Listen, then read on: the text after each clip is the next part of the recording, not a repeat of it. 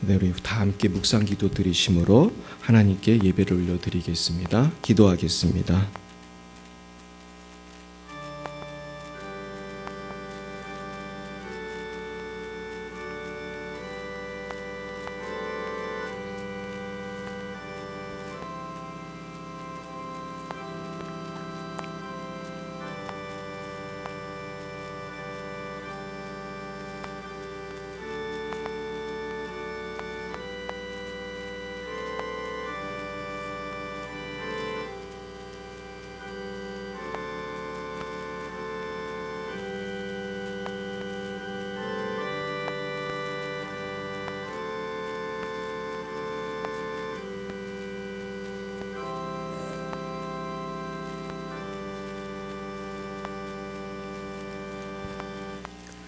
하갈이 자기에게 이르신 여호와 이름을 나를 살피시는 하나님이라 하였으니 이는 내가 어떻게 여기서 나를 살피시는 하나님을 배웠는고 함이라. 이러므로 그 샘을 부엘라헤로이라 불렀으며 그것은 가데스와 베레 사이에 있더라. 아멘. 사랑과 은혜가 충만하신 하나님 아버지, 참 감사합니다. 오늘도 우리를 사랑하여 구원하여 주시고 하나님의 보좌 앞에 나와 예배하게 하시니 참으로 감사드립니다. 그러나 저희들 한 주간도 주님의 신실하신 사랑만을 믿고 의지하지 못하고 근심과 걱정과 두려움 속에서 방황할 때도 많이 있었습니다. 주님, 우리의 연약함을 긍휼히 여겨 주시옵시고 십자가의 보혈로 우리의 모든 죄를 사하여 주옵소서. 이 시간 다시 한번 성령의 충만함으로 우리를 변화시켜 주시고 우리에게 새로운 꿈과 비전을 더하여 주시옵소서. 사랑의 하나님 아버지, 열방에서 복음 증거하시는 모든 선교사님들을 축복합니다. 러시아의 장순영, 김정희, 장아림 선교사님, 레바논의 송주영, 박정임 선교사님, 말라이의 오천식, 박경은 선교사님을 축복합니다. 날마다 하나님 지켜주시고 가장 선한 길로 인도해 주시옵소서. 거룩하신 하나님, 우리 사랑하는 열방의 빛사랑교회 성도님들을 한 분 한 분 축복합니다. 우리의 처지와 형편을 잘 아시는 주님, 모두의 기도에 신실하게 응답하여 주옵소서. 필요한 모든 것들을 채워 주시옵소서. 모든 관계 속의 어려움, 영적인 전쟁, 주님, 교회의 부흥, 가정의 평화, 또한 가정의 복음화, 모든 자녀들의 삶을 다 책임져 주시옵소서. 특별히 아직도 주님을 모르는 그런 가족들의 마음을 부드럽게 해주시며 주님께 속히 돌아올 수 있도록 성령으로 감동하여 주시옵소서. 주님, 성령의 불 임하여 주옵소서. 우리의 가정과 우리의 자녀들에게, 우리의 교회와 직장과 사회에, 대한민국의 열방에 임하여 주옵소서. 그래 모든 악한 세력들이 우리 가정과 교회와 일터와 나라와 열방에서 떠나가게 하시고 모든 국민들과 정치 지도자들도 하나님만을 경외하게 하여 주옵소서. 주님, 한국교회가 다시 부흥하기 원합니다.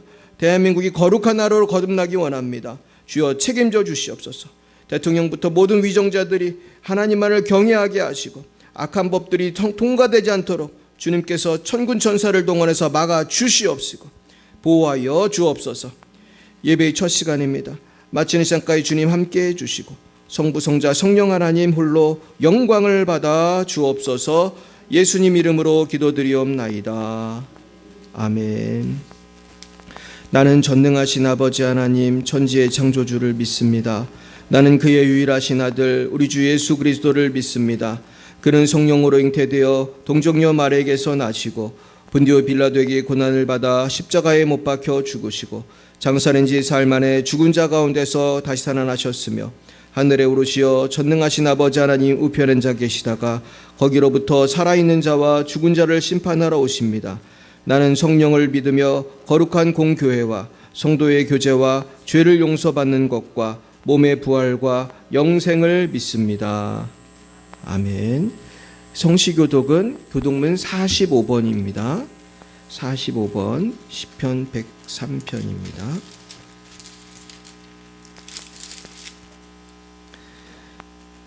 내 영혼아 여호와를 송축하라. 내 영혼아 여호와를 송축하며 그의 모든 은택을 잊지 말지어다.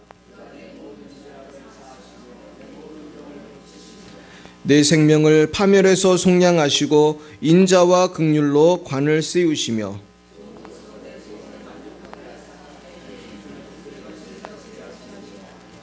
여호와는 긍휼이 많으시고 은혜로우시며 노하기를 더디하시고 인자하심이 풍부하시도다. 우리의 죄를 따라 우리를 처벌하지는 아니하시며 우리의 죄악을 따라 우리에게 그대로 갚지는 아니하셨으니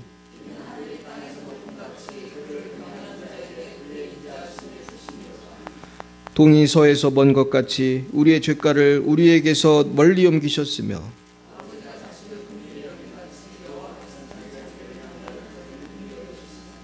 이는 그가 우리의 체질을 아시며 우리가 단지 먼지뿐임을 기억하심이로다. 아멘.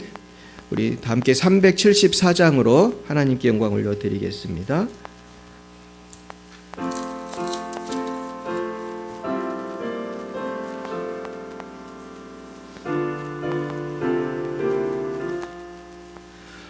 나의 믿음 약할 때 주가 붙드네.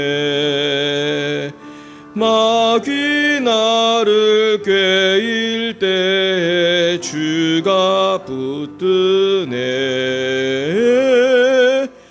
나를 붙드네. 나를 붙드네. 사랑하는 나의 주 나를 붙드네. 우리 구주 아니면 서지 못하네. 나의 사랑 식을 때에 주가 붙드네. 나를 붙드네. 나를 붙드네. 사랑하는 나의 주 나를 붙드네. 나의 영혼을 쉬고 항상 붙드네. 구원 얻은 사람을 항상 붙드네. 나를 붙드네. 나를 붙드네. 사랑하는 나의 주 나를 붙드네. 나의 영혼 약할 때에 주가 붙드네. 피를 흘려 샀으니 주가 붙드네. 나를 붙드네. 나를 붙드네. 사랑하는 나의 주 나를 붙드네. 아멘. 이 시간 예배를 위하여 김원유 집사님 기도 인도해 주시겠습니다. 사랑이 많으신 하나님 아버지, 소중한 한 주를 주셔서 감사합니다. 교회에 나오는 발걸음 인도해 주셔서 예배당에 나와 예배드리게 해주시니 감사합니다. 한 주 동안 하나님 말씀대로 살아가지 못할 때도 있었습니다. 용서하여 주세요. 먼 곳에서 하나님 말씀 전하시는 선교사님들 건강 지켜주시고 가시는 곳마다 함께하여 주세요. 오늘 각찬의 목사님 하나님 말씀 전할 때에 함께하시어 모두 은혜 받는 시간 되게 하여 주시고 목사님 성령 충만케 지켜 보호하여 주세요. 성도님들과 많은 분들이 열방의 빛 사랑교회를 위하여 힘써 기도 중에 있습니다. 하나님을 향한 큰 찬양 부를 수 있는 놀라운 부흥 주세요. 감사드리며 예수님 이름으로 기도드렸습니다.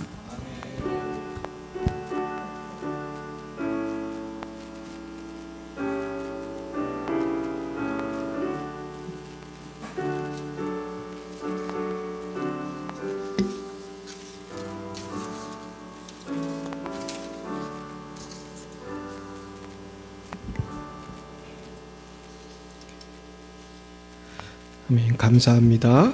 우리 김원효 집사님의 기도가 다 응답돼서 정말 하나님께서 큰 영광 받으실 줄 믿습니다. 네, 우리 같이 박수 한번 하겠습니다. 할렐루야. 네, 우리 오늘 하나님께서 주신 말씀 창세기 16장 1절에서 16절 말씀을 보겠습니다. 창세기 16장 1절에서 16절. 네, 우리 구약 19쪽입니다. 19쪽. 네, 우리 같이 읽으실 때, 교독하실 때 제가 먼저 1절을 받들어 읽겠습니다. 아브라함의 아내 사레는 출산하지 못하였고 그에게 한 여종이 있으니 애굽 사람이요 이름은 하갈이라.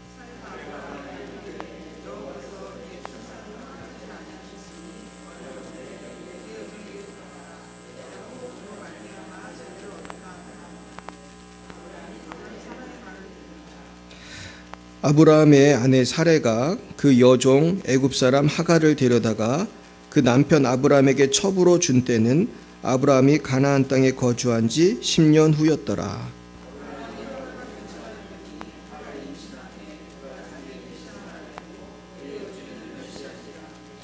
사레가 아브라함에게 이르되 내가 받는 모욕은 당신이 받아야 옳도다. 내가 나의 여종을 당신의 품에 두었거늘 그가 자기의 임신함을 알고 나를 멸시하니 당신과 나 사이에 여호와께서 판단하시기를 원하노라.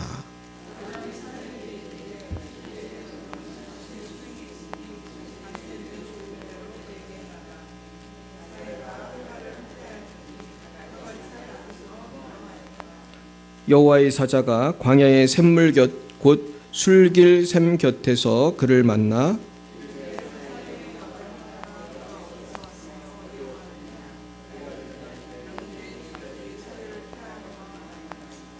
여호와의 사자가 그에게 이르되 내 여주인에게로 돌아가서 그 수하에 복종하라.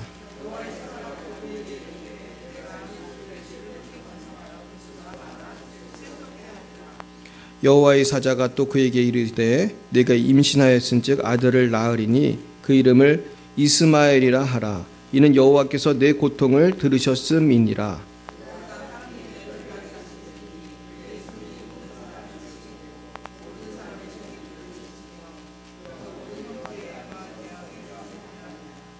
하갈이 자기에게 이르신 여호와의 이름을 나를 살피시는 하나님이라 하였으니 이는 내가 어떻게 여기서 나를 살피시는 하나님을 배웠는고 함이라.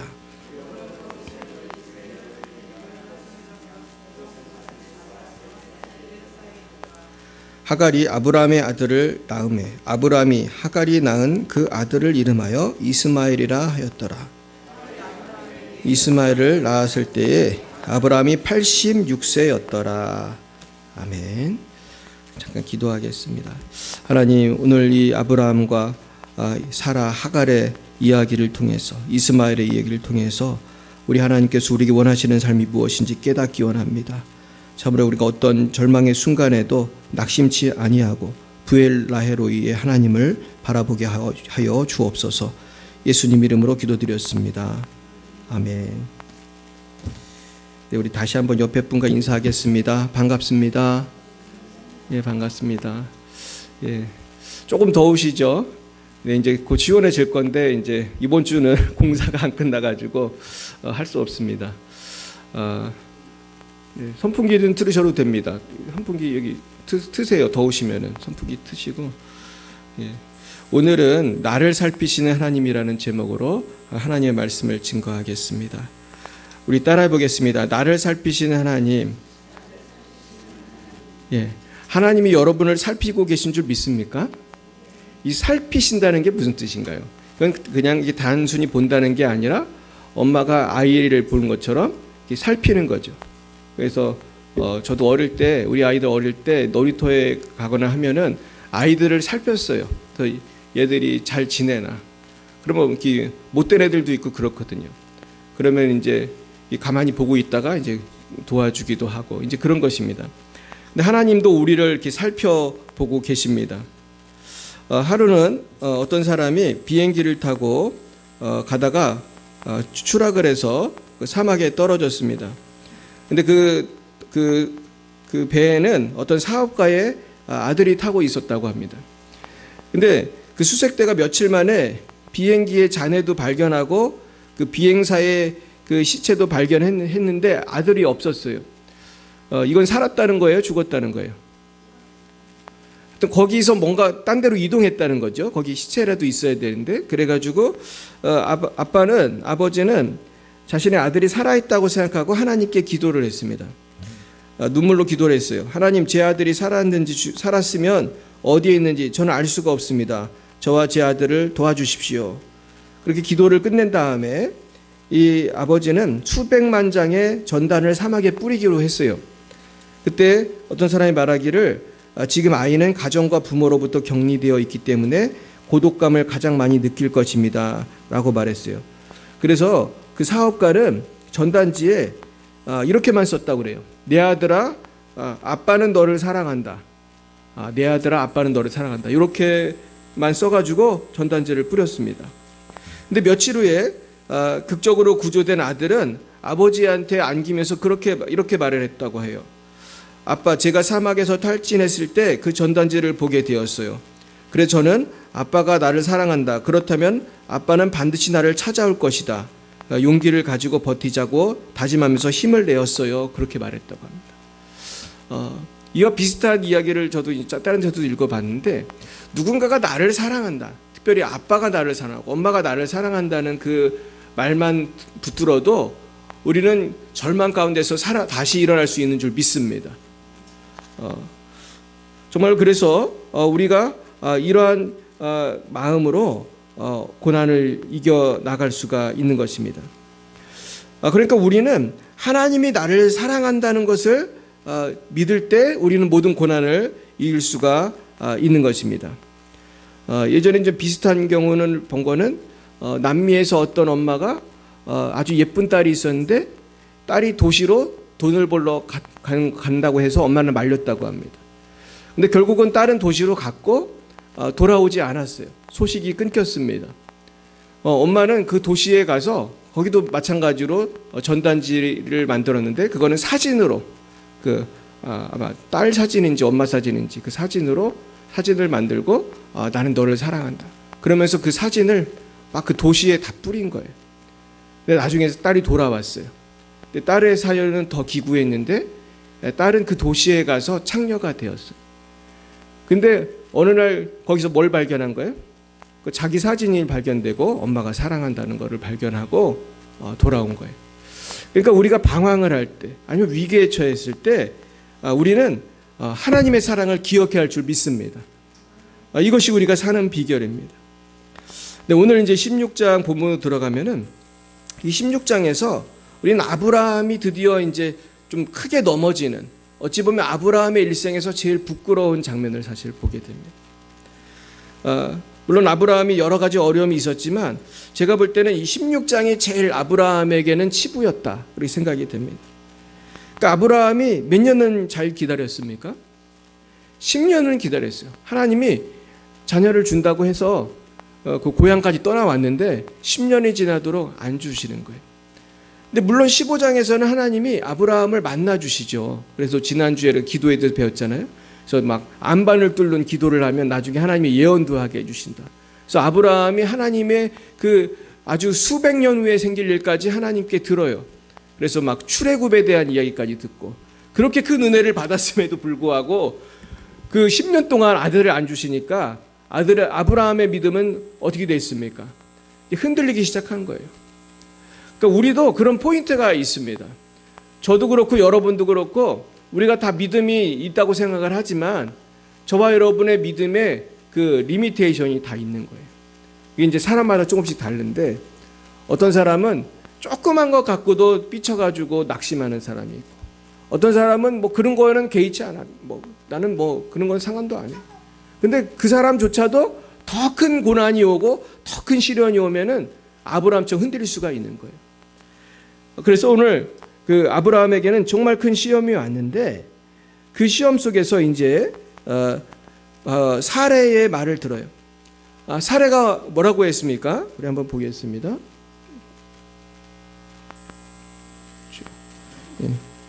네. 자, 우리 한번 1절, 2절 읽어봅니다. 아브라함의 아내 사레는 출산하지 못하였고 그에게 한 여종이 있으니 애굽 사람이요 이름은 하갈이라. 사레가 아브라함에게 이르되 여호와께서 내 출산을 허락하지 아니하셨으니 원하건대 내 여종에게 들어가라. 내가 혹 그로 말미암아 자녀를 얻을까 하노라 하매 아브라함이 사레의 말을 들으니라. 그러니까 지금 아이는 안 생기는데 마침 그 집에 여종이 있었는데 하갈이라고 하는 이집트에서 온 여종이 있었단 말이에요. 그러니까 사레가 하나님이 아이를 안 주니까 어떻게 해요? 그 여종에게 들어가라니까 첩으로 써서 그 아이를 낳아야 되지 않겠느냐, 이렇게. 다른 사람도 아니고 아내가 이런 말을 했습니다. 잘했어요, 못했어요? 근데 이 당시에 아브라함은 판단을 잘할 수가 있었을까요? 판단력이 흐려진 것 같아요, 아브라함이. 그러면서 아브라함은 사실은 사레의 말을 듣게 됩니다. 그러니까 우리가 가까이 있는 사람이 이런 말 한마디 하면 마음이 흔들리는 거예요. 우리 가까이에 누가 있어요? 옆에 누가 있나 보세요. 옆에 있는 사람이 우리에게 도움도 주지만 옆에 있는 사람이 우리의 믿음을 떨어지게도 할 수가 있는 것입니다.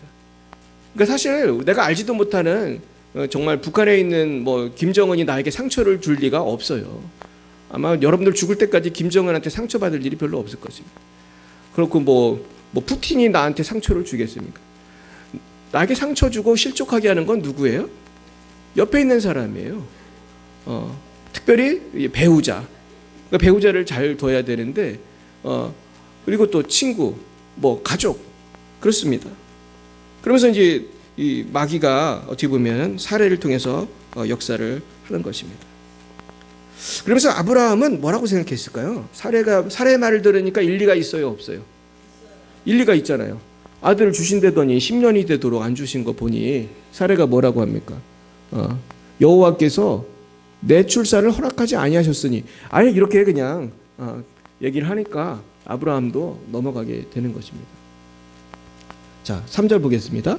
아브라함의 아내 사레가 그 여종 애국 사람 하갈을 데려다가 그 남편 아브라함에게 첩으로 준 때는 아브라함이 가나안 땅에 거주한 지 10년 후였더라. 10년이라고 분명히 나오잖아요. 그러니까 아브라함의 한계는 몇 년이었어요? 10년이었고 거기다 플러스 알파로 옆에서 사레가 첩을 두라고, 그러니까 이제 그렇게 넘어간 것입니다. 우리가 이렇게 하나님의 말씀을 계속 믿어야 되는데 이게 흔들릴 때가 있어요. 하루는 우리가 잘 아시는 오카는 목사님이라는 분이 30대 때 젊을 때 전도사였는데, 하루는 한 여자 성도가 상담을 하러 왔대요. 그리고 그 전도사님한테 아주 자기의 비밀을 얘기하는 거예요. 자기가 이제 조금 있으면은 이제 결혼을 이제 하게 생겼는데, 나는 사실은 과거가 있는 사람입니다, 그랬대요. 근데 지금은 사실 과거가 있는다는 말이 별로 좀 와닿지 않잖아요. 지금 과거가 없는 사람이 별로 없는 시대고 요새는. 그런데 그 당시만 해도 과거가 있으면 결혼하기 쉬웠어요, 어려웠어요? 그 당시는 그랬잖아요. 지금도 사실은 쉽다고만 할 수는 없어요. 지금도 누가 과거 다 알고 결혼해 주는 사람 별로 없지, 사실은. 모르니까 우리가 서로 너도 모르고 나도 모르고 이제 이런 건데, 근데 이 여 집사님에게는 단순히 사람에 대한 그런 불안함보다는 누구에 대한 두려움이 있었어요? 하나님에 대한 두려움이 있었어요. 나는 이렇게 큰 죄를 지었는데 내가 결혼을 할 수 있나? 그러면서 물어봤대요.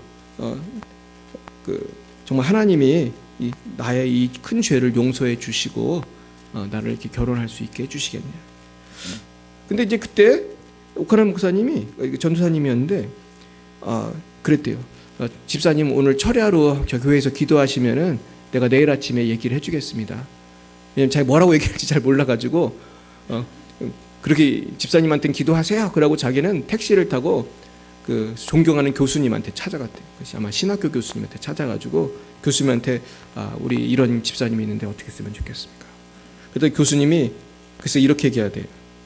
너는 어떻게 생각하냐? 그렇게 말을 하시대. 답을 시원하게 해줄 줄 알았는데 너는 어떻게 생각하냐? 그러더라는 거예요, 교수님이.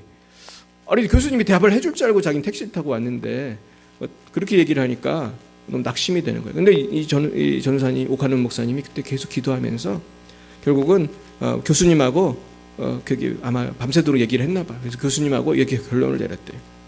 너무나 당연한 거지만은 하나님이 용서하셨으면 용서하신 것입니다. 결론은 누가 용서했다는 거예요? 하나님 용서했다는 거예요. 그럼에도 불구하고 남편들 사람한테 얘기할 필요는 없습니다. 이렇게까지 얘기를 했다는 거예요. 참 지혜로웠다고 저는 생각해요. 남편들 사람한테 구구절절히 다 얘기하면 결혼이 됐을까요? 아마 안 됐을 수도 있어요. 참 우리 고민이죠. 이게 쉬운 문제가 아니에요. 근데 우리가 알아야 될 것은 하나님은 어쨌든 저와 여러분을 다 용서하셨습니까? 확신 없으세요? 하나님이 여러분을 다 용서하신 줄 믿습니다. 또 저를 용서하신 줄 믿습니다. 우린 그러니까 사는 거예요, 사실. 그러니까 하나님을 어디까지 믿을 수 있는가에 따라서 사실은 우리의 삶이 완전히 바뀌는 거예요. 근데 아브라함이 사실 이렇게 오늘 이렇게 방황하고 있지만 로마서에 보면은 아브라함의 믿음을 이렇게 표현했어요. 제가 로마서 4장 20절 21절 읽어드릴게요. 믿음이 없어 하나님의 약속을 의심하지 않고 믿음으로 견고하여져서 하나님께 영광을 돌리며 약속하신 그것을 또한 능히 이루실 줄을 확신하였으니. 근데 오늘 본문하고 좀 안 맞잖아요, 그죠? 오늘 본문에는 의심했어요, 안 했어요? 의심했고 흔들렸고 거기다 첩까지 얻어가지고 나서는 안 될 그런 아이까지 임신하고 그래서 가정 불화가 생기고. 근데 로마서에서는 믿음이 없어 하나님의 약속을 의심하지 않고 믿음으로 견고하여져서 하나님께 영광을 돌리며 이렇게 되어 있단 말이에요.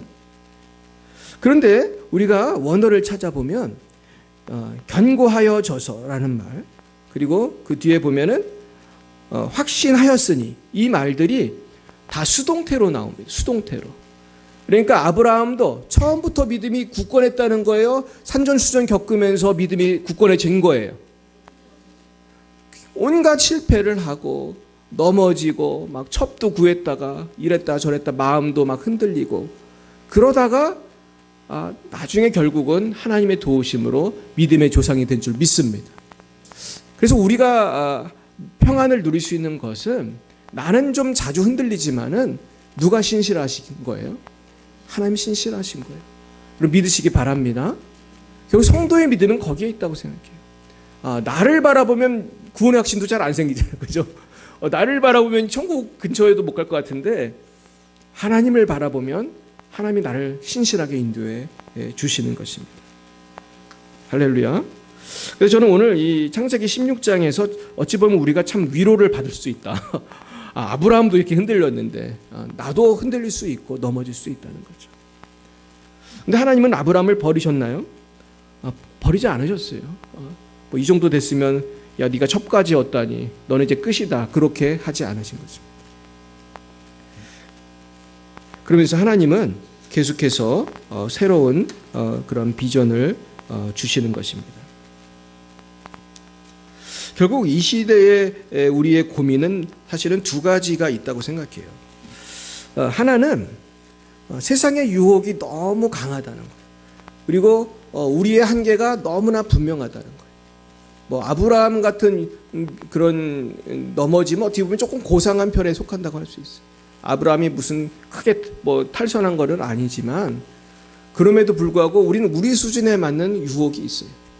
여기 보면은 시라조 권사님도 계시고 유민이도 있지만은 권사님은 권사님 수준에 맞는 유혹이 있을까요? 있어요. 권사님 넘어지는 포인트를 하나님도 아시고 권사님도 아시고 그리고 뭐 담임 목사도 조금 알고 이제 그런 것이죠. 그리고 유민이는 유민이대로의 넘어지는 포인트가 있을 수 있는 거예요. 그러니까 우리는 내 수준에서 연약함이 있고 연약함이 있어요. 유혹이 강해. 아주 유혹이 세상에 얼마나 강한지 말할 수 없어요. 옛날에 없던 놀라운 유혹들이 요새는 굉장히 많습니다. 문제는 이것을 감당할 만한 나의 믿음이 있어야 되는데 또 내 믿음은 강해요, 약해요? 약해. 너무 약해. 나의 믿음은 너무 약한 거예요. 근데 이것들이 딱 만나는 포인트가 죄를 짓는 포인트가 되는 거죠. 유혹은 강한데 내 믿음은 약하단 말이에요. 그럼 거기에서 역사가 나타나는 거예요. 그래서 그게 사람마다 다 다릅니다. 그래서 이렇게도 나타나고 저렇게도 나타나요. 근데 그것을 너무나 하나님은 잘 아시는 거예요. 하나님은 아브라함을 불렀을 때부터 얘가 언제쯤 넘어질지 아셨을까요? 다 아셨을 거예요. 10년쯤 지나면 얘가 이럴 거고 언제는 이럴 거고 다 아셨을 거예요. 그런데도 하나님은 그걸 아시면서도 아브라함을 믿음의 조상으로 부르시고 오늘도 인도하시는 것입니다. 여러분, 변함없는 하나님의 그 약속을 믿으시기 축복합니다. 그래서 이 리차드 포스터라고 하는 분은 책을 한 권 썼는데 저는 사실 그 책을 자세히 읽어보진 못했어요. 근데 책 제목을 보고 인사이트가 있더라고. 책 제목이 뭐냐 하면 한국말로 이렇게 번역을 했는데 아마 원 제목도 그랬을 것 같아요. 돈, 섹스, 권력이. 돈, 섹스, 권력. 그건 뭘 의미하는 것 같아요? 인간이 넘어지는 세 가지 유혹이 돈이고 성이고 권력이고 인기고 사람들의 눈이고 그런 것입니다. 근데 리차드 포스터는 아주 유명한 영성가거든요. 우리가 어떻게 하면 하나님을 잘 믿을 수가 있을까? 결국 우리 하나님을 잘 믿는 비결은 다른 게 아니에요. 내가 유혹을 잘 이기면 내가 하나님을 잘 믿는 거예요. 그 어떠한 고난에서도 하나님의 도우심을 받길 축복합니다. 자, 그랬는데 문제는 이제 임신을 하고 났더니 이제 문제가 또 생겼어요. 그래서 그 다음을 보여주세요. 이렇게 안 되네요. 네, 우리 4절을 보겠어요. 시작. 아브라함이 하갈과 동침하였더니 하갈이 임신함에 그가 자기 임신함을 알고 그 여주인을 멸시한지라. 우리가 아브라함은 그래 하갈하고 이렇게 결혼을 하면 애가 생기니까 해결됐지 이렇게 쉽게 생각을 했는데 하갈이 임신만 아직 애를 낳은 것도 아니고 임신만 했는데 하갈도 죄인이잖아요. 임신함을 알자마자 누구를 무시했어요? 사례를 무시했어요.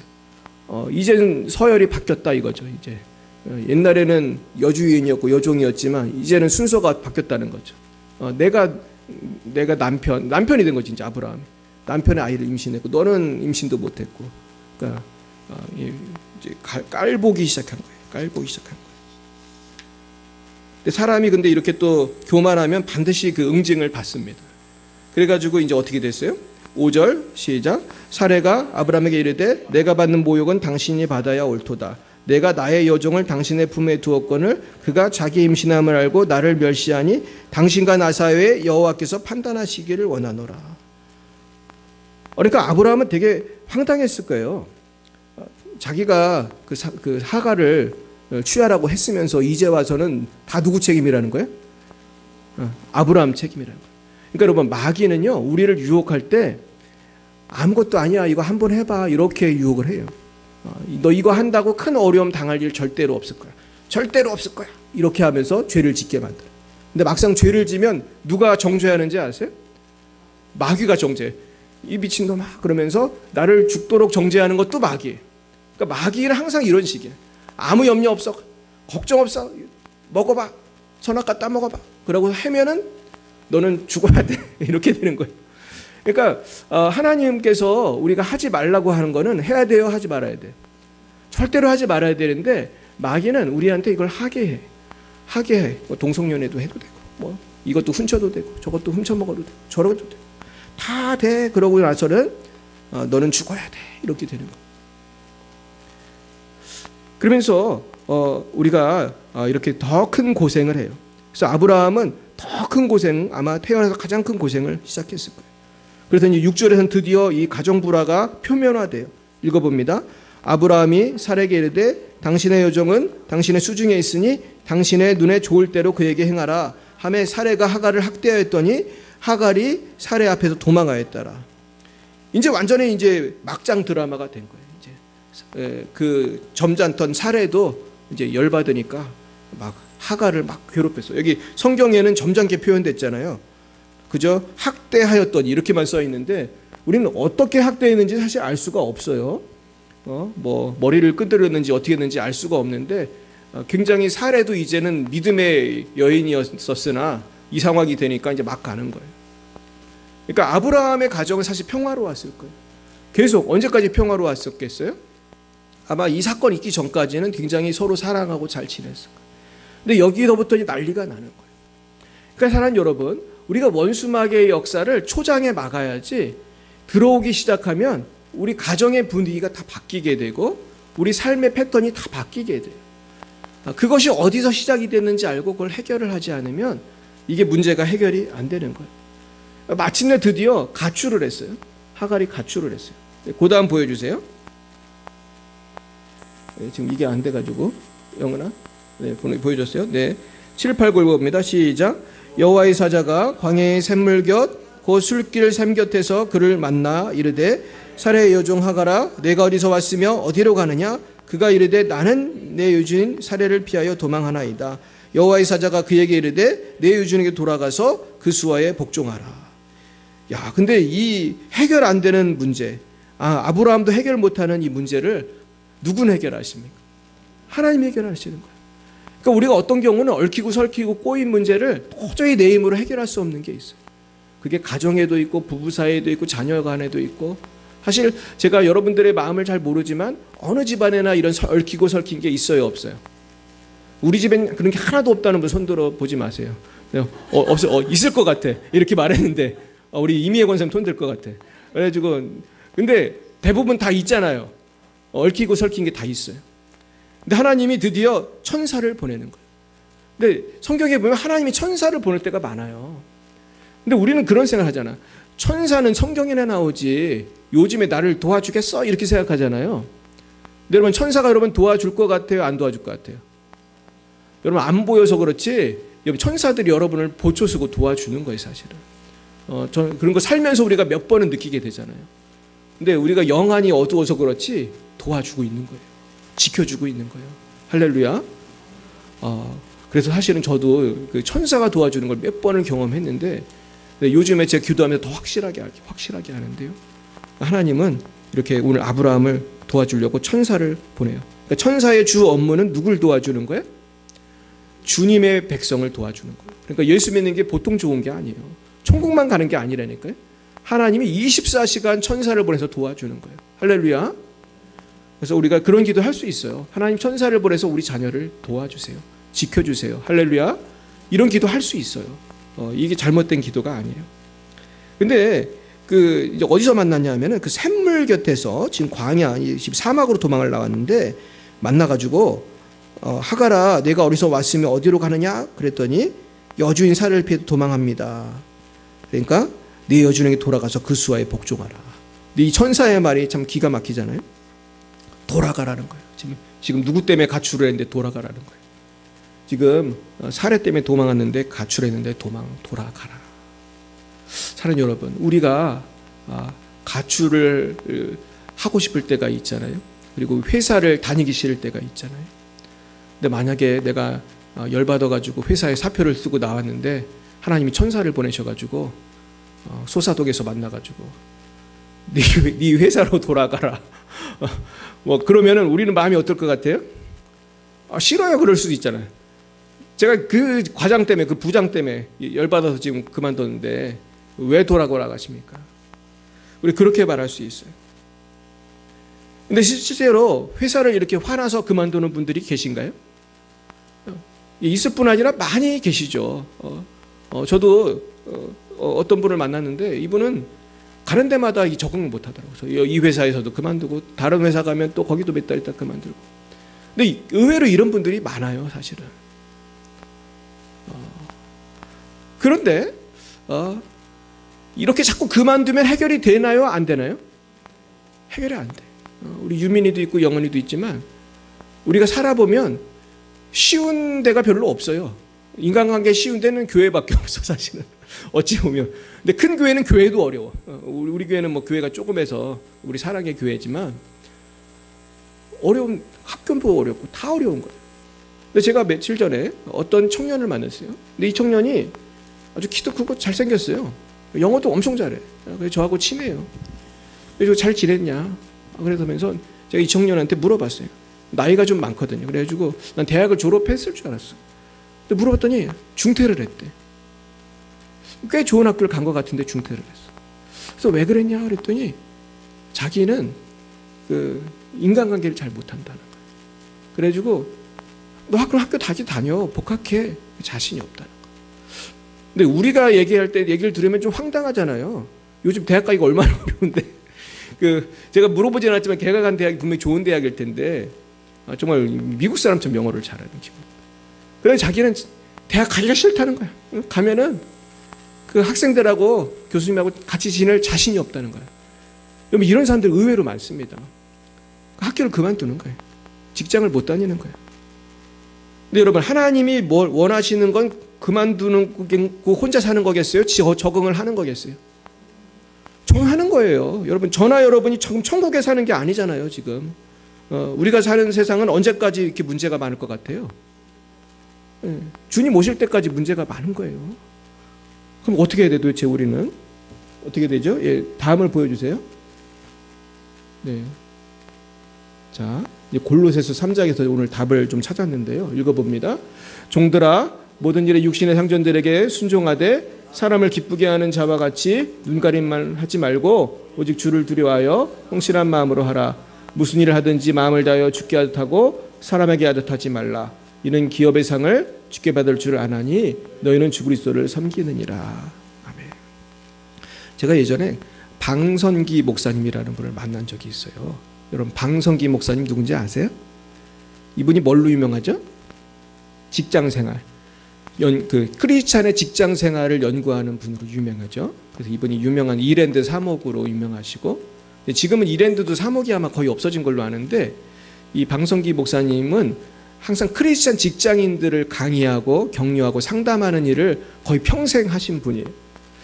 근데 이 방선기 목사님이 어느 날 이 얘기를 하시더라고요. 골로새서 이 말씀하면서 뭐라고 했어요?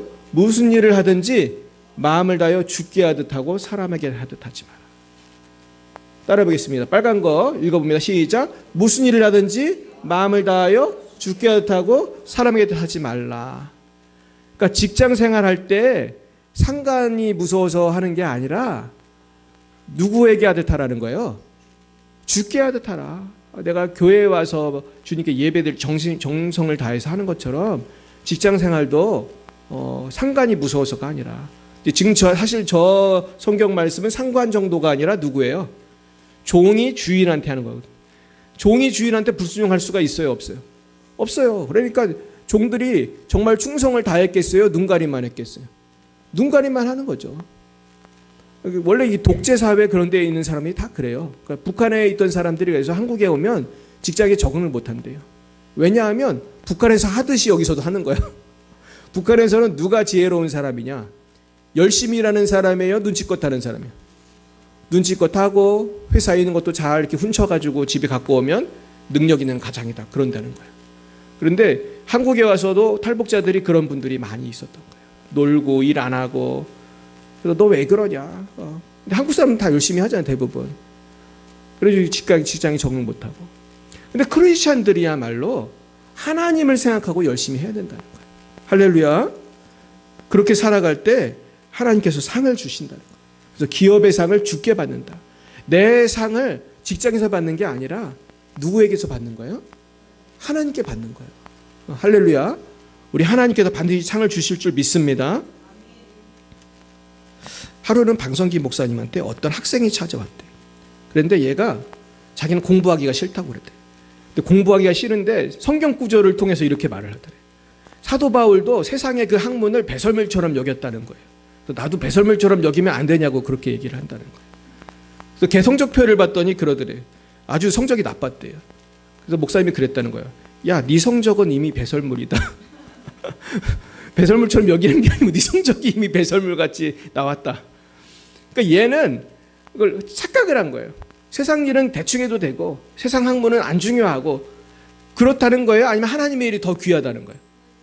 하나님이 더 귀하다는 거지 세상 학문이 무가치하다는 뜻이 아닌 거예요.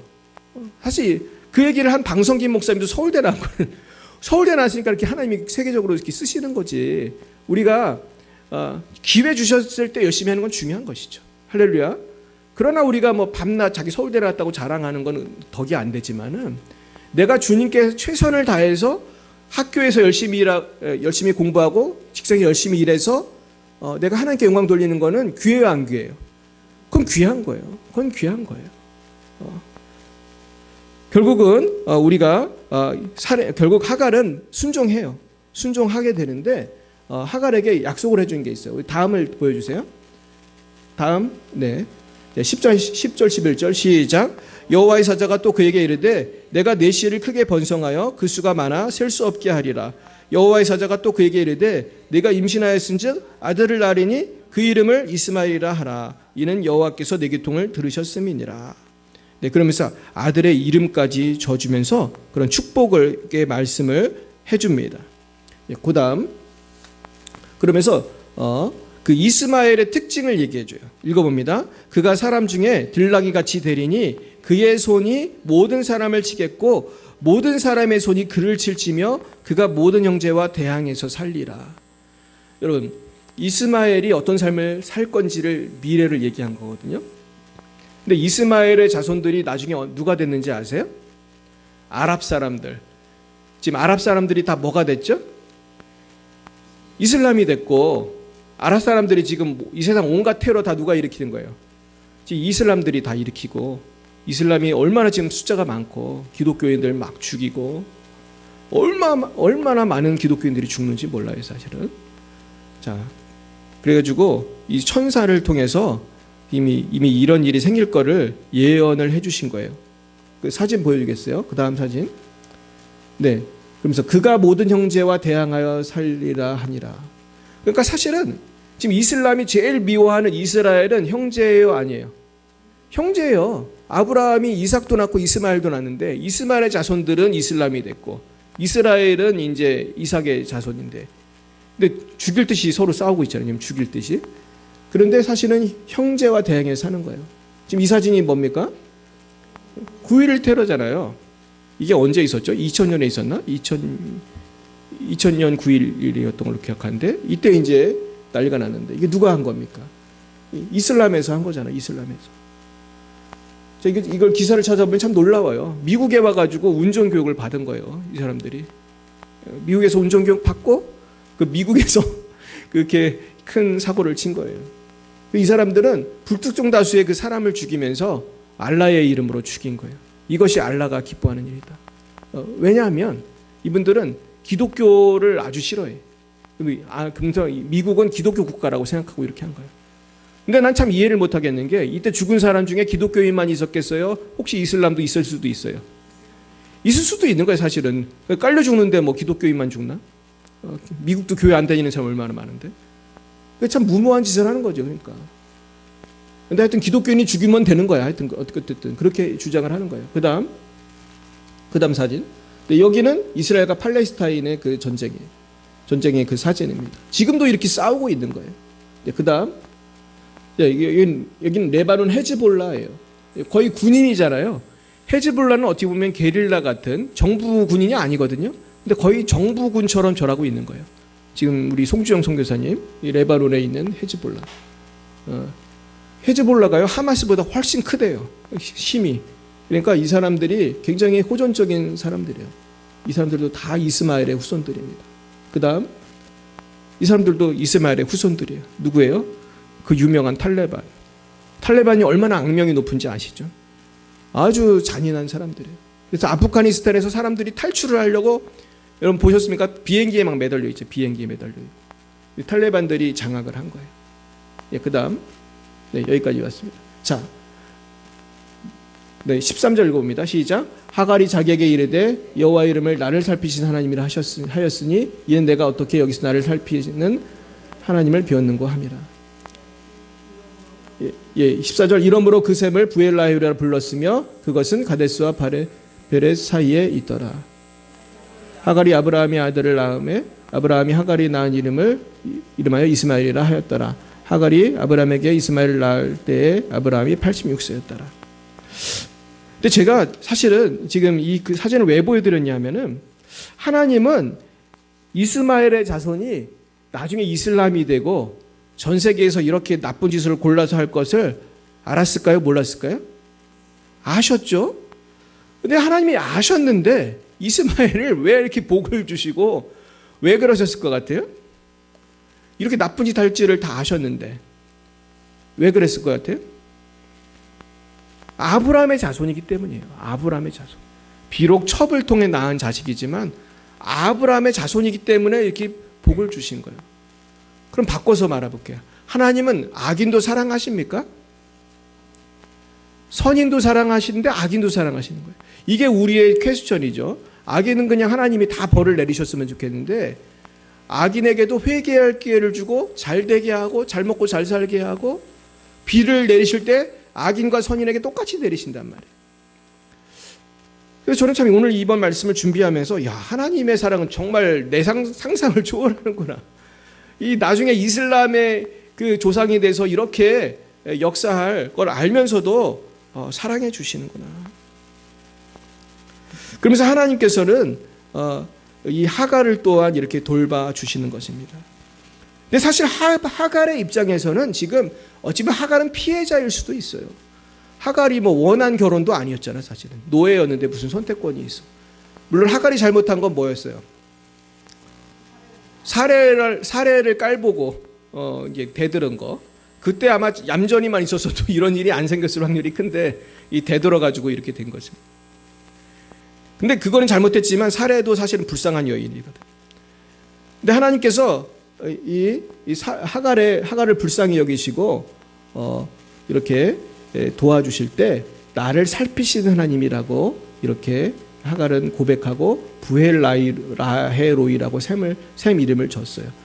다음이요. 이 부헬라헤로이라는 뜻을 보면은 나를 살피시는 살아계신 분의 샘물 그런 뜻이에요. 그러니까 아마 하갈은 이때 은혜를 많이 받은 것 같아요. 야, 하나님이 내가 이렇게 도망을 내가 이렇게 어려운 걸 아시고 나를 이렇게 살펴주시는구나. 저는 그래서 오늘 이 말씀을 준비하면서 우리가 다른 무엇보다도 하나님은 나를 언제나 살펴주신다는 것을 믿어야 할 줄 믿습니다. 내가 부족하지만 내가 넘어질 때 많지만 하나님은 나를 사랑하시는 것입니다. 그래서 제가 인터넷을 찾다가 굉장히 흥미로운 이야기를 하나 찾았습니다. 마틴 루터의 친구 중에서 존 브렌츠라고 하는 분이 있었대요.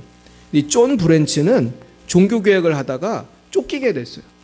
종교개혁이 유럽에서 이루어지는데 이 스페인 왕 찰스 5세한테 미움을 받아가지고 도망을 다니기 시작했어요. 사실 종교개혁자들이 많이 죽었습니다. 사실은 화형도 많이 당하고 많이 죽었어요.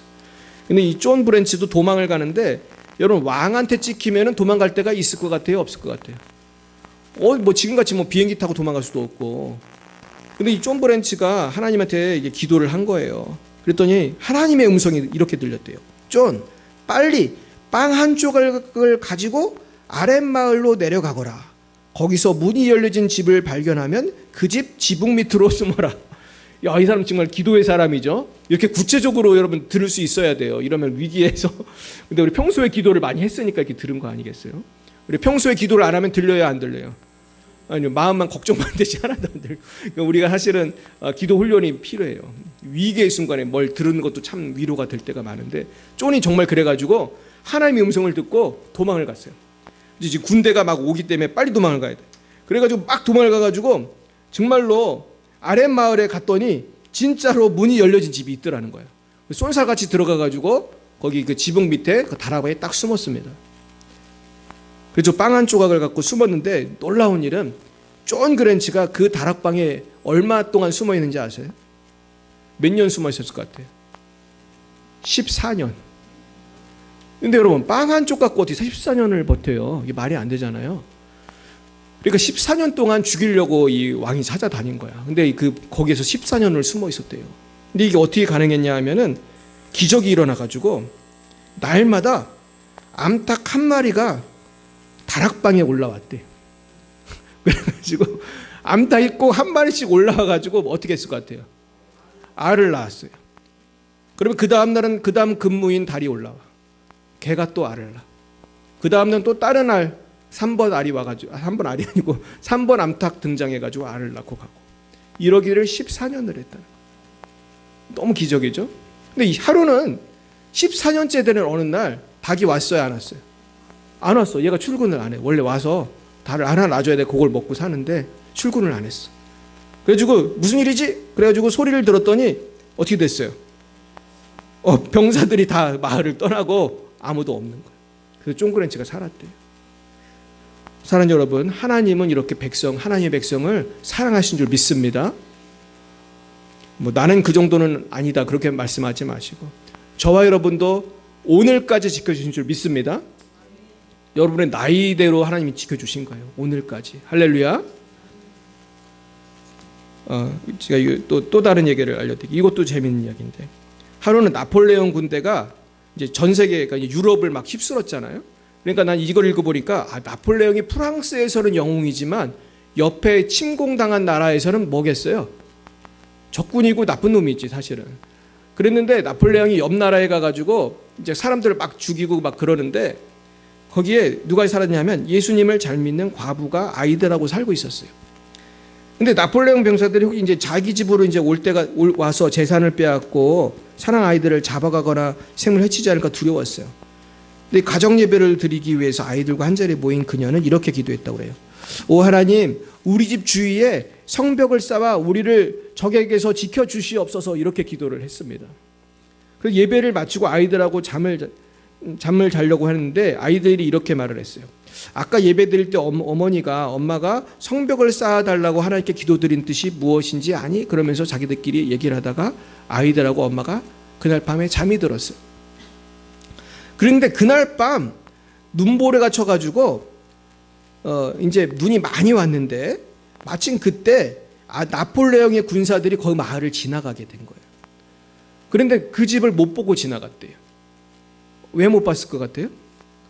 눈이 너무 많이 와가지고 그 집을 완벽하게 덮어가지고 병사들이 그 집을 발견을 못하고 그냥 지나간 거예요. 그러니까 엄마의 기도, 뭐예요?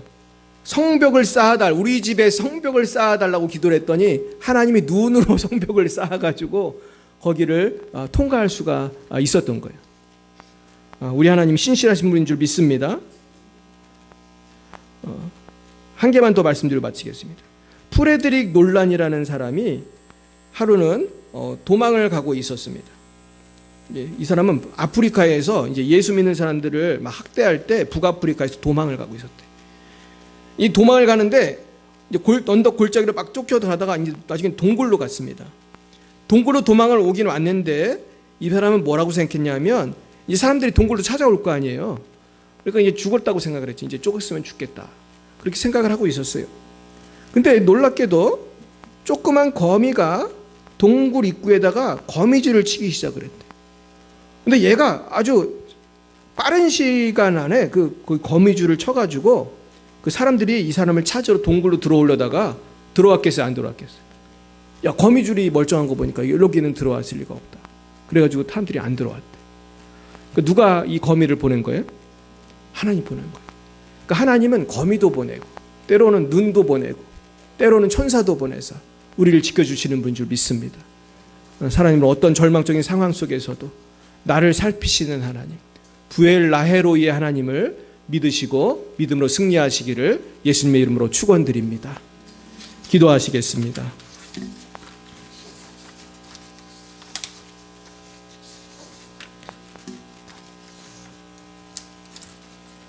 사랑과 은혜가 충만하신 하나님 아버지, 날마다 우리를 사랑하사 우리에게 큰 도움이 되어주시고 부엘 라헤로이의 하나님으로 우리를 살펴주시고 인도해 주심을 감사합니다. 그러나 아버지, 우리는 우리의 믿음이 약하여 정말로 10년밖에 못 기다렸던 아브라함처럼 우리도 더 이상 기다릴 수가 없고 더 이상 참을 수가 없는 포인트가 우리에게 와서 우리가 믿음을 포기하고 죄악 가운데 넘어지거나 두려움 속에 절망할 때가 많이 있었음을 고백합니다. 걱정 근심으로 살 때가 많이 있었음을 고백합니다. 주여, 저희들을 용서하여 주시옵소서. 아버지, 주여 이제는 우리에게 큰 믿음을 주셔서 어떠한 고난이 와도 나를 끝까지 살펴보시고 나를 도와주시고 천사를 보내서 나를 보호하시는 하나님을 믿고 의지함으로 참 평안을 누리는 우리 모두가 되게 하여 주시옵소서. 예수님 이름으로 기도드렸습니다. 아멘. 네, 드려진 예물을 위해 기도하겠습니다. 사랑의 주님, 감사합니다. 오늘로 주님 은혜 감격하여 주님께 예물 바칩니다. 이 예물 쓰이는 곳마다 아버지의 영광만이 나타나게 하시고 예물 드린 손길 위에 하늘의 신령한 복과 땅의 기름진 복으로 은혜 내려 주옵소서. 주님께 모든 영광 올려드립니다. 예수님 이름으로 기도드렸습니다. 아멘. 네, 이번 주 수요 예배는 우리가 오살리 기도원 성회로 대신합니다. 참여하기 원하시는 분들은 말씀해 주시기 바랍니다. 네. 그리고 6월 9일부터 15일까지 태국 선교가 있습니다.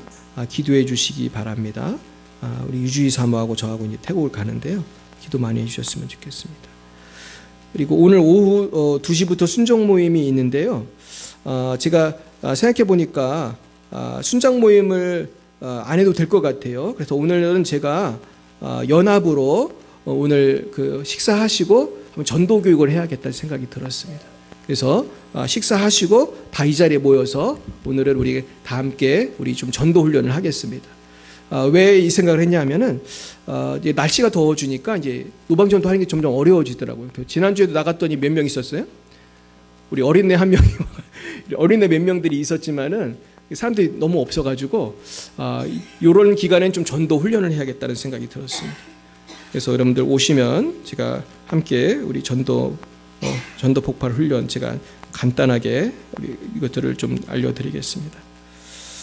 네, 우리 옆에 분에게 인사하겠습니다. 하나님이 여러분을 돕고 계십니다. 네, 우리 할렐루야. 다 일어나셔서 우리 그의 생각 우리 찬양하고 기도로 마치겠습니다.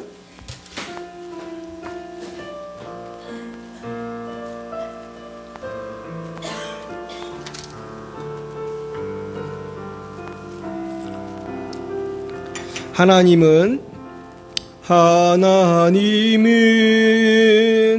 너를 만드신 분, 너를 가장 많이 알고 계시며, 하나님은 너를 만드신 분, 너를 가장 깊이 이해하신단다. 하나님은 너를 지키시는 분, 너를 절대 포기하지 않으며, 하나님은 너를 지키시는 분, 너를 쉬지 않고 지켜보신단다. 그의 생각 셀 수 없고 그의 자비 무궁하며 그의 성실 날마다 새롭고 그의 사랑 끝이 없단다. 하나님은 너를 원하시는 분, 이 세상 그 무엇 그 누구보다 하나님은 너를 원하시는 분, 너와 같이 있고 싶어 하신단다. 하나님은 너를 인도하는 분, 광야에서도 폭풍 중에도 하나님은 너를 인도하는 분, 푸른 초장으로 인도하신단다. 그의 생각 셀 수 없고 그의 자비 무궁하며